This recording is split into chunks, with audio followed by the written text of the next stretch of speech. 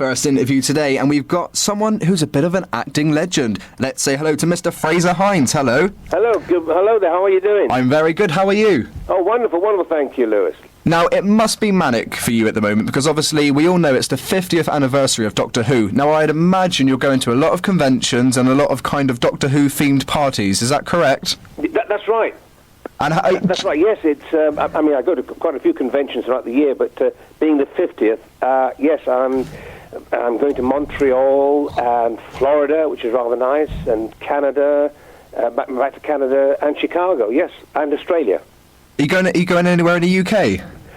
Yes, I'm going to Barking in a couple of weeks' time. I'm going to Cardiff in a couple of weeks, and Swansea and Norwich.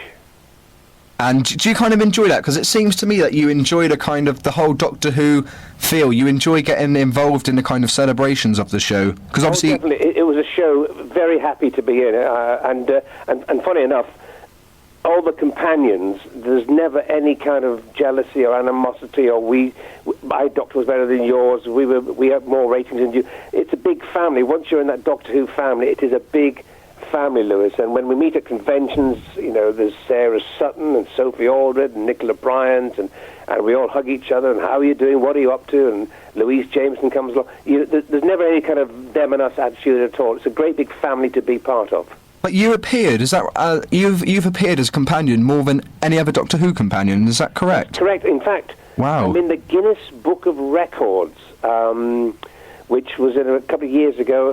A friend of mine, David Howe, the writer, gave it to me for my Christmas, and there's Frazer Hines, the longer, you know, and it took me about a week to set in and think, wait a minute, I'm in the Guinness Book of Records. Not everybody can get in that. So that must have been a big moment for you. Oh, yeah. Pardon me, yeah, it was fantastic. I mean, apart from that, I mean, you've appeared in one of the biggest soap operas in UK history, Emmerdale, and I mean, you were on the show for over 20 years, playing the role of Joe Sugden. I'm very fortunate. I've starred in two of the longest-running TV shows on British television, Doctor Who and Emmerdale, which it's nice to have that kind of accolade. Now, what's it like being in a soap opera? Because, I mean, I've interviewed a lot of people from kind of EastEnders and Coronation Street, and they've all said when you're a long, you know, cast member in the show, when you get offered other acting jobs, you can't necessarily always take them, and that can be quite disappointing. Did you ever have that experience? I did, yes. In fact, BBC did a show called Trainer. They did the first series, and then the second series, they wanted me to take over from the actor playing in the trainer. They wanted to sort of go to a different yard. And I rang our producers at Emmerdale and said, oh, listen, it's summer holidays. We've got 5 weeks off. I just need another 2 weeks on top of that because I'm doing a BBC show. And they wouldn't let me off. I said, but I'm giving you lots of warning, and they wouldn't let me off. And it was disappointing because not only was it a different job, but it was all about horse racing. And, you know, and of course, I love horse racing and horses. But, you know, looking back, have you enjoyed your time on Emmerdale? Because, like you said, that's a long time to be in a show, and your character is, you know, known kind of everywhere. When you mention the name Frazer Hines, they automatically know you were Joe Sugden in Emmerdale. So do you have fun when you're on that? Oh, it's amazing. People still stop me in the street now and say, when are you coming back to television? What are you doing? I said, well, I don't know, when they ask me, I suppose. But and I haven't been on TV for about 14 years or something, which is, and he was a lovable character. Joe was a lovable character. And I've been acting, obviously, since I was 9 years old, so a lot of my fans have grown up with me as well. And what's kind of next for you now? What are you doing nowadays? Because obviously, you know, you're not doing your Doctor Who and your Emmerdale. I've got two books out. Hindsight, which is my autobiography, which came out in hardback about 2 years ago. And then people said, can you bring the paperback? So that's out at the moment. And also my new book called 50 Shades of Frazer, which I hope you read that book, did you?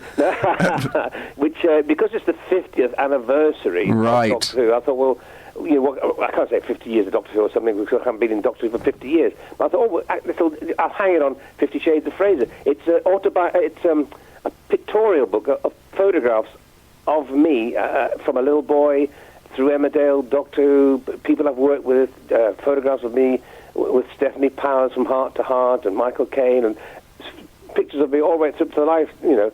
And it can be bought on fraserhines.co.uk. I like that. Get the website in there. Now, how old were you when you started acting? I mean, when did you kind of get your first on-screen debut? I started acting when I was about 9 years old with crowd scenes. I think my first movie was called John and Julie, which I played the 453rd citizen. It was a crowd scene. And then I got to work with Charlie Chaplin, which is Wow. marvelous. That story's in the book as well. Obviously, I was a little boy, and if I'm talking to people nowadays, they say, "Well, Laurence Olivier once said to me," I said, "Well, when Charlie Chaplin said to me," and they go, "What?" Because I've worked with the great Charlie Chaplin, and what a lovely man he was too.